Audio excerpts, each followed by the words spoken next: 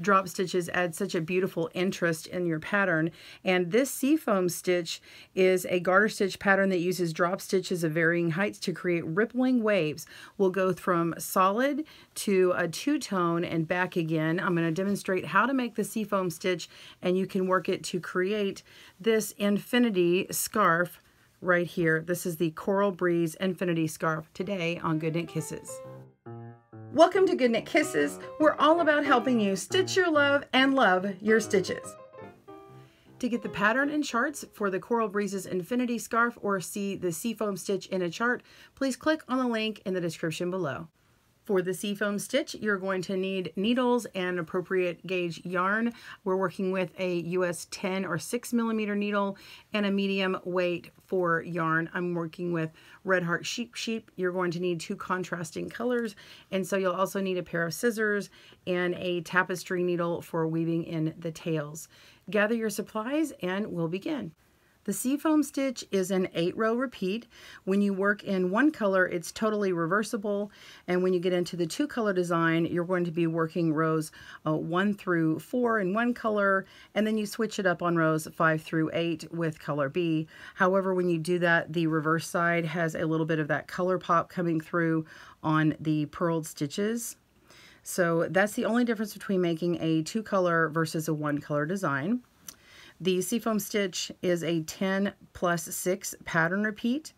You really can tell it here on the two-tone in this spot here. So every 10 stitches, say from here to here, is your repeat. So you can see I have 1 and then 2 repeats, and then I have my plus 6 on there. So make sure your cast on is a multiple of 10, and then add 6 more stitches for a flat panel. So you need to go ahead and cast on in your main color and work a wrong side foundation, knitting all the stitches. I used a Longtail cast on of 26 for this scarf, and then worked 1 row of knitting already. So you can see my purls on the right side. So go ahead and pause your video and do your cast on and row, your foundation row of knitting. And when we come back, we'll work this 8-row repeat together. All right, so we're ready for row 1, but actually rows 1 and 2 are knitting. That is it. So diving in, we're just going to do a knit row for rows 1 and 2. And go ahead and knit those 2 rows, pause your video to work on that. And when we come back, we'll start working on row 3, which is the first of our drop stitch rows. All right, pause your video and I'll see you in a moment. All right, we're ready for row 3, and we're going to start by knitting 6. So go ahead and do that. 1, 2, 3, 4, 5, and 6. Pause your video as you need. All right, now we're going to start the drop stitch section. So from here on, you're just going to keep repeating what I do, and you won't do the 6 together at any time. Anytime you're knitting a series of them together, they're just going to be 5. All right, so first we're going to yarn over twice to create our first drop, and so they'll start to increase, and we're going to be putting a knit stitch right after. Okay, so we're going to yarn over twice. So simply take your yarn and wrap it around once and twice. If it helps, you can put your thumb on there to keep it from falling off, and then we're just going to lock it in with a knit stitch. Okay, that keeps that drop on there. Now we're going to move on to the second one, which is yarn over 3 times. So 1, 2, 3, knit that stitch. Now these are represented by saying YO2K, so that's yarn over 2 times and then knit. Okay, so now I've done 3. We're going to do 4. 1, 2, 3, 4, and then knit. So that's YO4K knit. And then now we need to back it back down. So we did a 2, a 3, a 4. The 4 is the tallest, and then we're going to go back down to a 3 and then a 2. So go 3, 1, 2, 3, knit, and then 1, 2, and then knit. Okay, so now we've got the drop part. Now we need the part that's in the middle. So we're going to knit 5. 1, 2, 3, 4, and 5. And now you're just going to repeat that through your row. Mine only has one more repeat, so I should have only 10 stitches on here. If you did 3 repeats, you would have 20 left, and so on. So before you knit this, you start your yarn overs again. 1, 2, knit. Yarn over 3 times and knit. So that's 1, 2, 3, knit. Yarn over 4 times and knit. 1, 2, 3, 4, knit, and 3, 1, 2, 3, knit, 2, 1, 2, knit, and then we're going to knit to the end, or knit 5, okay, same as you did before. 1, 2, 3, 4, and 5. Okay, so go ahead and pause your video if you need, and you're going to finish out your row if you have more stitches. And now we're going to move on. So just pause and come back, or we're going to move on to the next row, which is row 4. Let me get some extra yarn here. Row 4, we're simply knitting across, but we're going to be dropping those yarn overs off our needles. So we're going to knit those 5 that we just did. 1, 2, 3, 4, 5. So you just kind of remember that pattern that you just did backwards. And so now we know that we had a knit stitch right before, so we're going to knit that stitch, and then we're going to drop the yarn overs, and you should have 1, 2 that drop off. Now knit the next stitch, and you should have 3 yarn overs. 1, 2, 3. Now knit the next stitch, and now you have 4 yarn overs. 1, 2, 3, 4, knit, and drop the 3, and then this is the last yarn over, so knit and drop those last 2 yarn overs, and then you're going to knit 5. 1, 2, slide that on there, 3, 4, 5. And you can work with straight needles. I happen to have the circular with all the drop-offs. If you can work with straights, I recommend it, because I don't like pushing them right back on this little bend here.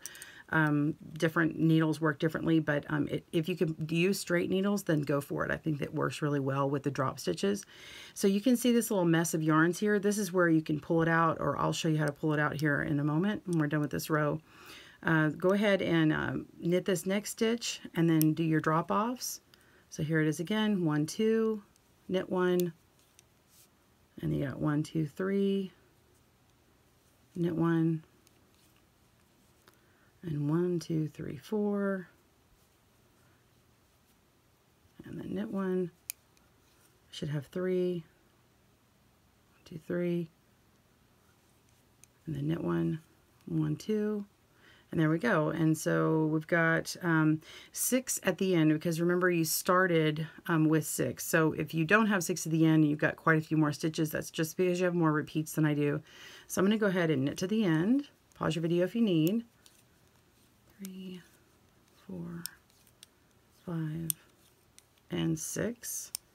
All right, so those are our drop stitches, and if we pull them out like this, you can see it has this graduated look, and it looks a little odd right now because we don't have the alternated row in here. Once we get row 7, which has the other drop stitches on there, then it will start evening itself out.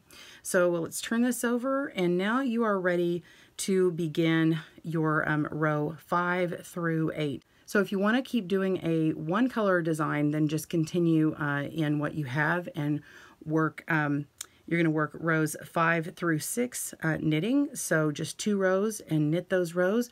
I'm going to go ahead and add on a second color, and this is the spot where you will add on your first color change. So go ahead and grab color B. Okay, I've grabbed my second color here.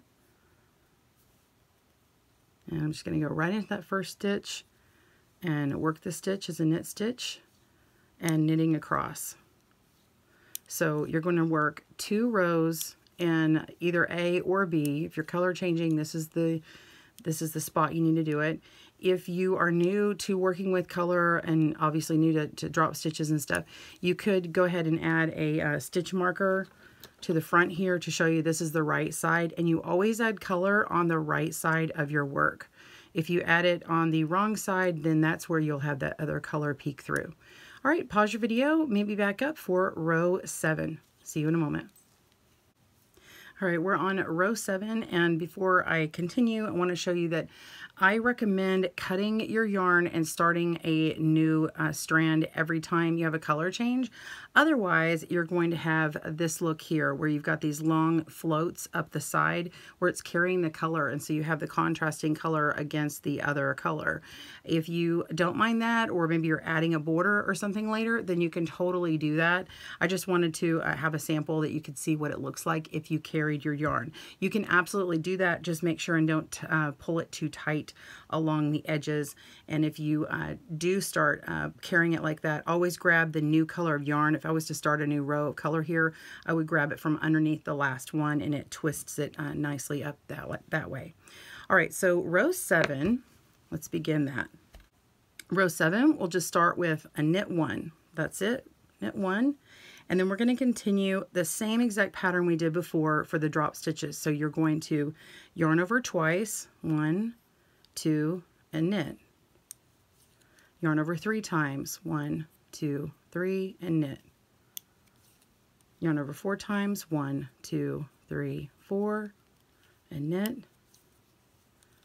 And if you're not sure what you did, like, hey, did I go back and I did 2 twice or something, you can go back and you can read your knitting and like, see, this is the knit stitch, and then I have 3, 4 in between, and then here's my knit stitch, and I have 1, 2, 3.